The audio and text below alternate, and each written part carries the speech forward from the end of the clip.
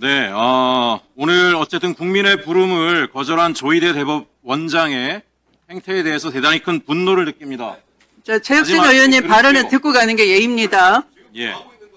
지금 오늘 의사진의 발언 왜 들어요 우리가? 위원장님 잠깐 멈춰주시면 네, 그렇게 하겠습니다. 좀 멈춰주세요. 발언을 감추고 싶은 게 많은 모양이에요. 다들 도망가시는 거 보니까. 하루 5분을 방송으로라도 꼭 들으세요. 오늘 조희대 대법원장이 이 자리에 나와야 되는 것은 국민의힘은 계속 무슨 소설이다. 우리 민주당이나 박은정 의원님이나 제가 이야기하는 것이 가짜뉴스를 유포한다 이런 말을 계속 해대고 있습니다. 국민들이 보면 지나가는 소가 웃을 일이라고 생각을 할 것입니다. 이게 어떻게 소설입니까? 본인들이 소설 같은 일을 실제화했죠. 생각을 해보십시오. 도대체 한나라의 민주공화국의 대통령의 부인이라는 자가 5대 명산을 돌아다니면서 굿잔치를 벌이는 게 이게 소설이 아니고 뭡니까? 근데 실제로 했다는 거 아닙니까? 예? 아마테라스 신이나 모신다는 건진이라는 인간, 명태균이 같은 사람들한테 브로커에 놀아나서 예? 정치를 오염시키고 국정농단을 한 거 만화책에나 나올 만한 일을 본인들이 벌인 겁니다. 누가 요즘 같은 세상에 군을 동원해서 내란을 하고 계엄을 합니까? 이게 소설이 아니면 도대체 뭐가 소설입니까? 입이 10개라도 할 말이 없는 사람들이 와서 심한 말로 장터에 가면 저한테 이런 얘기들 하세요. 힘들겠다. 법사에 가서 하루 종일 국민의힘에서 애플 뜯어먹는 소리 듣고 앉아있으려면 얼마나 우라통이 터지겠냐? 괜찮습니다. 서민들이 더 힘든다는 거 알기 때문에 저는 괜찮습니다.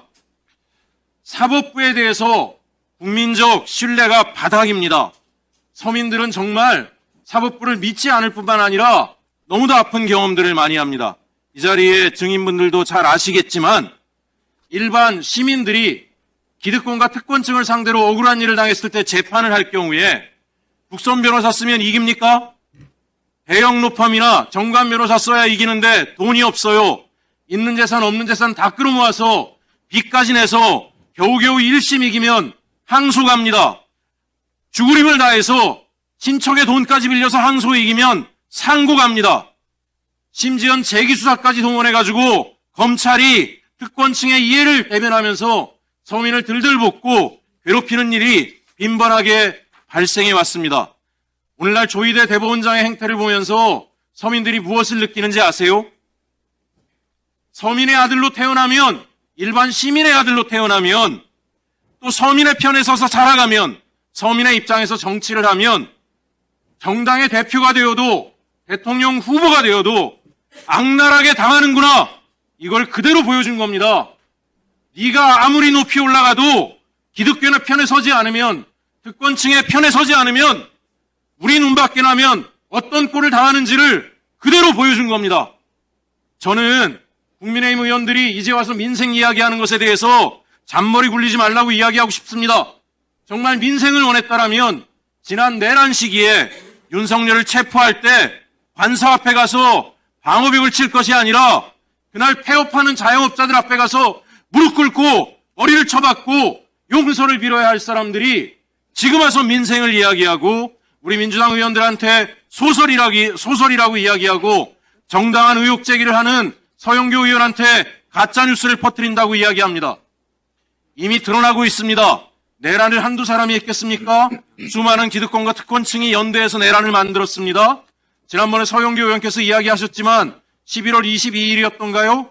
그때 이미 국가조찬기도회에 윤석열과 박안수 계엄사령관까지 참여를 해서 구구 보수 인사들 700여 명과 왜 조찬기도회를 합니까? 내란을 위한 공모의 과정이라고 생각을 합니다. 지금 다 도망가 버렸지만 우리 김용민 간사님 말씀처럼 다 수사를 받아야 될 사람들이라고 생각을 합니다. 다시 한번 말씀드리지만 입이 10개라도 할 말이 없는 사람들이 이 자리에 와서 이런 얘기하는 것 용납할 수 없고요. 그 다음에 사법부의 독립성 이야기하는데 저는 이렇게 생각을 합니다.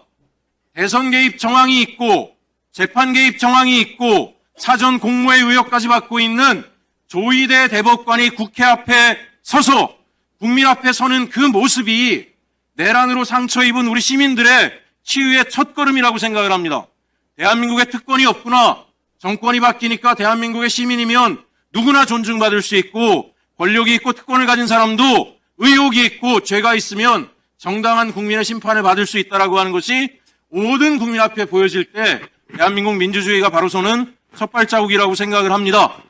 그래서 존경하는 위원장님, 국민의힘이 아무리 방해하더라도 일체의 흔들림이 없이 반드시 이 내란 계엄의 주역이 되거나 공모한 자들에 대해선 단죄를 하고요. 시민의 아픔을, 국민의 아픔을, 서민의 아픔을 치유해 주시는 우리 법사위원장님이 되주시기를 다시 한번 부탁드립니다. 감사합니다.